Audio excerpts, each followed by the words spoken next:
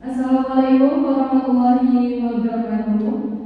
Kami dari kelompok 9 ingin mempresentasikan hasil diskusi kami yang berjudul Analisis Pengendalian Risiko pada PT Matahari Departemen Store TBK tahun 2024. Sebelumnya, yang terhormat kepada Bapak Dr. Denny Edi Widodo SEMM selaku dosen mata kuliah Manajemen Risiko, yang beranggotakan saya sendiri, Amelia Zulfi Azhara, dengan NPM 23611442. Sebelah saya ada rekan saya yang bernama Ayah Mizaluna dengan NPM 23611338. Dan sebelahnya lagi ada Novelina Emi Rosnia dengan NPM 23610143.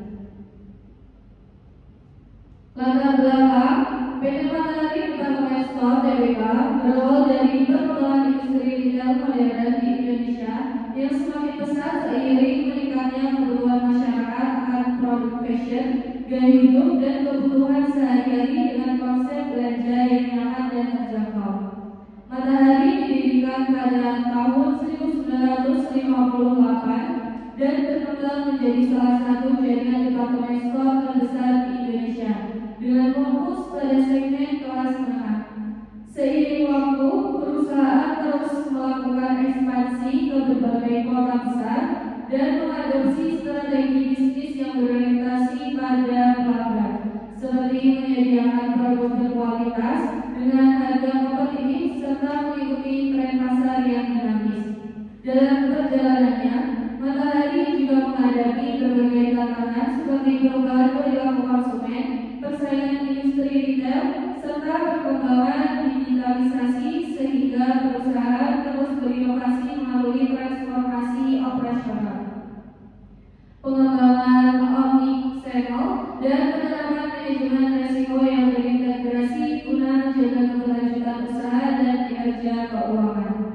Berikut merupakan foto dari toko Mataharinya. Selanjutnya akan dipaparkan oleh rekan saya.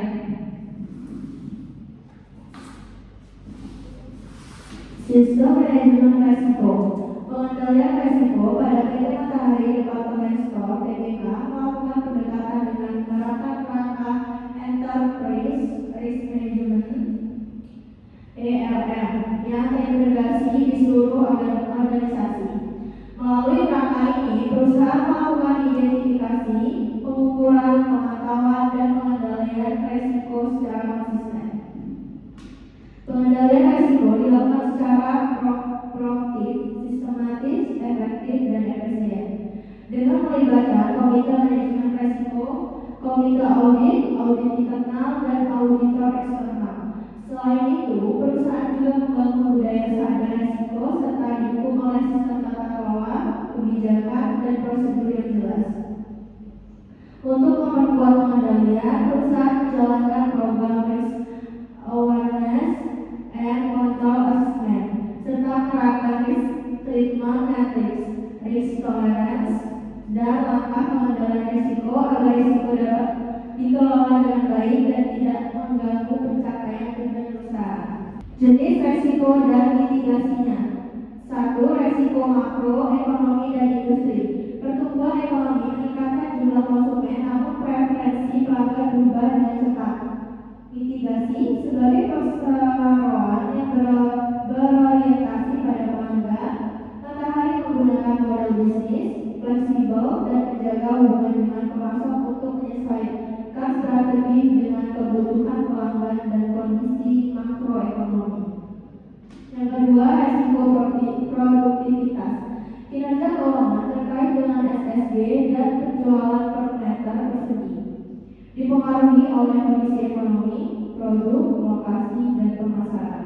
Mitigasi. Matahari melakukan tinjauan gerai, memperbaiki merchandising, melakukan penyesuaian ukuran, dan menutup gerai yang tidak memiliki prospek.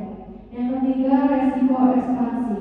Pembukaan gerai baru meningkatkan biaya dan membutuhkan waktu lama untuk mencapai profitabilitas. Mitigasi. Perseroan mengevaluasi lokasi, memastikan target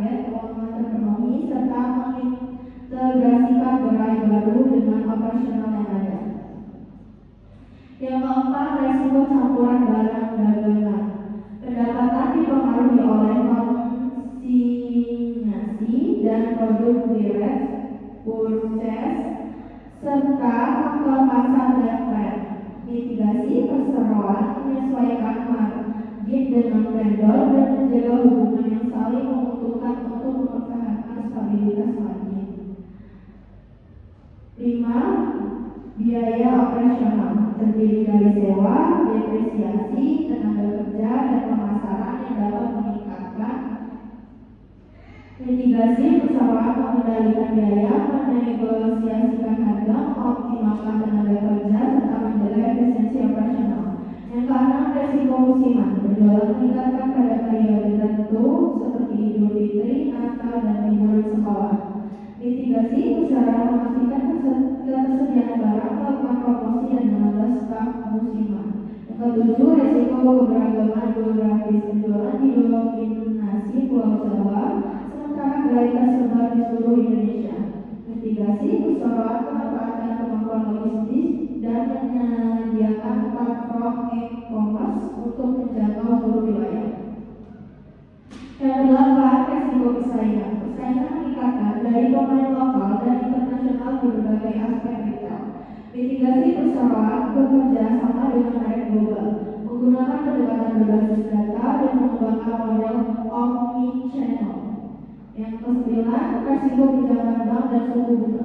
Perseroan mengenal fasilitas pinjaman untuk modal kerja. Mitigasi perseroan melunasi pinjaman setelah kebutuhan terpenuhi dan menutup 2024 dengan pinjaman bank nihil. Yang ke-10, resiko keamanan. Resiko kehilangan barang dagang di tingkat gerai. Mitigasi perseroan menggunakan sistem EAS, CCTV, dan pengawasan untuk meningkatkan keamanan. Yang ke-11, resiko keamanan siber (IT). Resiko terkait transformasi digital dan keamanan data. Mitigasi perseroan melakukan uji keamanan, pembaruan sistem, serta memiliki disaster recovery center (DRC). Yang ke-12, resiko lingkungan. Perubahan iklim dan bencana alam dapat mengganggu operasional. Mitigasi perseroan melakukan pemetaan resiko lingkungan dan penilaian kebutuhan asuransi untuk menjaga keberlanjutan operasional. Selanjutnya akan dijelaskan oleh saya. Selanjutnya, evaluasi efektivitas sistem manajemen risiko. Sepanjang tahun 2024, kerangka kerja manajemen risiko perseroan tetap difokuskan pada risiko utama dan risiko keberlanjutan bisnis, khususnya yang berkaitan dengan lingkungan operasional dan transisi tempat kerja. Dalam pelaksanaannya, perseroan bekerja sama dengan pemilik proses bisnis untuk mengidentifikasi, memantau, dan mengelola risiko, sehingga risiko tersebut tidak menghambat pencapaian tujuan strategis perusahaan. Efektivitas sistem manajemen risiko terus dievaluasi melalui beberapa aktivitas utamanya, yaitu 1. Proyek manajemen risiko.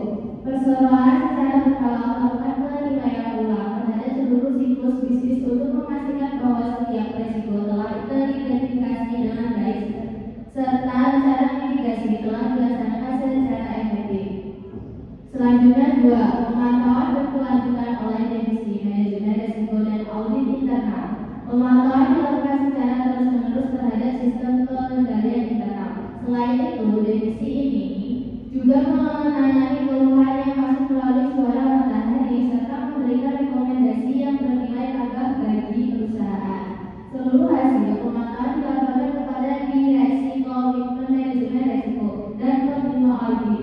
3. Pengawasan rutin oleh Komitmen Manajemen Risiko dan Komitmen Audit. Kedua komitmen ini melakukan pengawasan secara rutin terhadap seluruh elemen kerangka kerja manajemen risiko. Hasil pengawasan kemudian dilaporkan kepada direksi dan dewan komisaris secara berkala, minimal setiap kuartal. Selanjutnya adalah PR risiko. Pada tahun 2024, PT Matahari Departemen Stok TBK secara lengkap menunjukkan bahwa risiko makroekonomi menyebabkan penurunan pendapatan 2,1%, 6,54 triliun menjadi 6,40 triliun. Penjualan turun 2,0% dan SSG minus 1,7% yang mencerminkan Kemudian resiko operasional berdampak pada penutupan 13 gerai. Penurunan jumlah toko dari 164 menjadi 142, serta turunnya aset hak guna 12,5% menjadi 2,20 triliun, dan munculnya beban penutupan serta penurunan nilai sebesar 115,59 miliar.